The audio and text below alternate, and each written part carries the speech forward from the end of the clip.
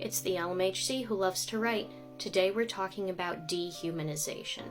Dehumanization is a term that comes from social psychology, and this is a creator on the Tube of You who does a better job explaining it than I can do in 3 minutes. I highly recommend checking it out. But for a bite-sized introduction today, let's talk about how dehumanization is something that we actually see in our villain characters a lot, and something you may already be using with your villain characters. But with this knowledge, maybe you can use it a little bit more mindfully. Dehumanization is when a majority group, in this example I'm going to say elves, actively socializes each other to treat a marginalized group, in this case I chose goblins, to see them as less than human, or less than elf in this case. How does it work? Why does it work? Okay, so in this fantasy setting, the elves, when they interact with each other, activate their social cognition, their ability to consider someone else's mind and someone else's perspective.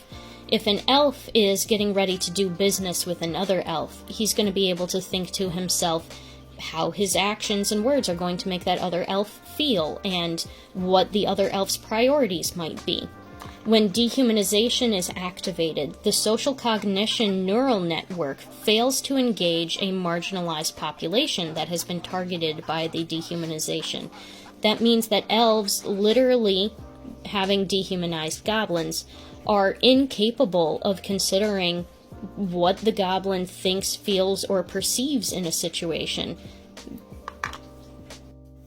So if I want to write a story where the elf population is actively dehumanizing the goblin population, how do I get that across in my writing without having my elves constantly walking around saying, goblins are lesser?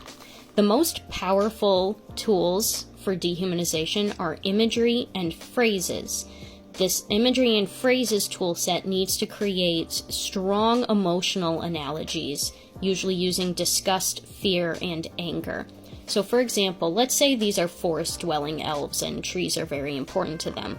The type of imagery they might use to reference goblins could be things like termites, fungus, things that would naturally create disgust and fear to them because of how important trees are to them. Anything that damaged trees, if you use that imagery and compare it to goblins, you're already tapping into a very specific emotional response. If I want the elf character in my story to overcome his dehumanization of goblins, then I need to strongly feature how he develops empathy.